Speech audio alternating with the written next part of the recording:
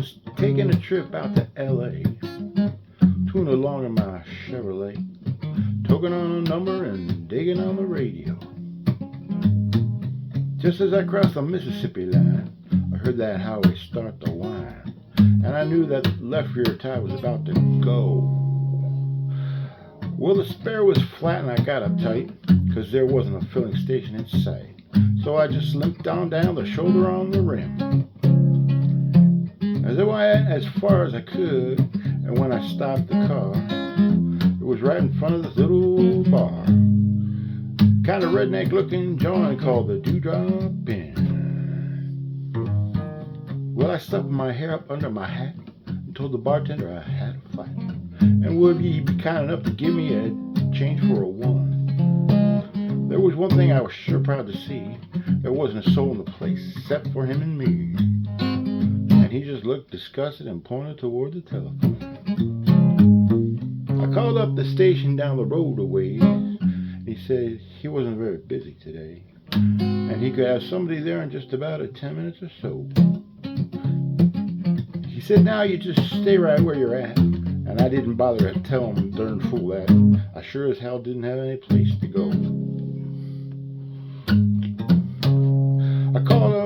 I just ordered up a beer and sat down at the bar when some guy walked in and said, who owns this car? With this peace sign, the mag wheels, and a 4 on the floor. Well, he looked at me and I damn near died, and I decided that I'd just wait outside. So I laid $1 on the bar and headed for the door. Just when I thought I'd get out there and with my skin, these 5 big dudes come strolling in, with this one old drunk chick and some fellow with green teeth.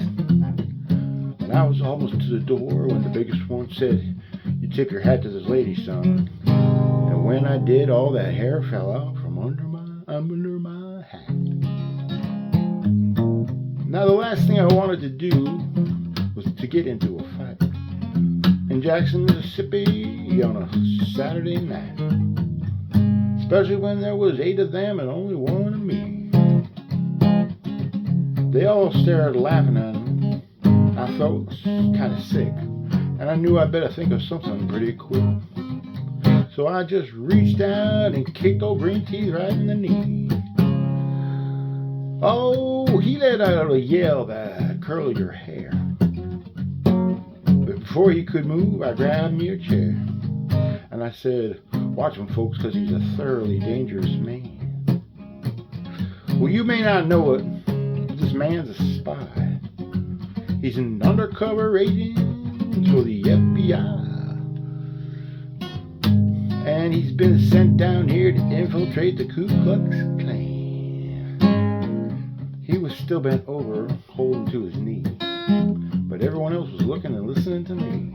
And I laid it on thicker and heavier as I went. I said, would you believe this man has got as far as tearing the wall stickers off the bumpers of cars? And he voted for George McGovern for president. He's a friend of them long-haired hippie pinko flags. I bet you he even got a company flag tacked up on the wall inside of his garage. He's a snake in the grass, I tell you guys. He may look dumb, but that's just a disguise. He's a mastermind in the ways of espionage. They all started looking real suspicious of him. He jumped up and said, hey, now wait a minute, Jim. You know he's lying. I've been living here all my life.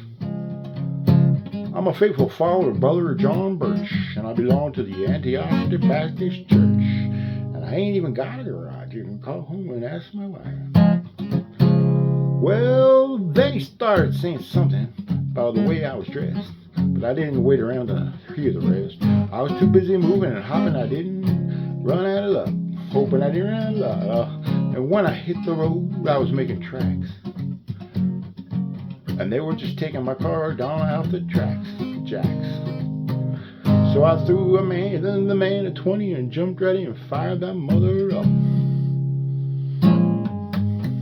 Mario Andretti would be sure proud of the way I was moving when I passed the crowd, coming out of the door, heading toward me in the trot. And I guess I should have gone ahead and run, but somehow I didn't resist the fun of chasing them all once around the parking lot. Well, they're heading for their car, but I hit the gas and spun around and headed them off at the pass. I was slinging gravel and putting a ton of that dust in there. Ha, well, I had them all out there stepping and fetching, like their heads were on fire and their asses were catching. But I figured I ought to go ahead and split before the cops got there. When I hit the road, I was wheeling, had gravel flying and rubber squealing, and I didn't slow down till I was almost to Arkansas. Well, I think I'm going to reroute my trip. I wonder if anybody think I'd flip. I wonder if I think I'd flip. I went to L.A. via Omaha.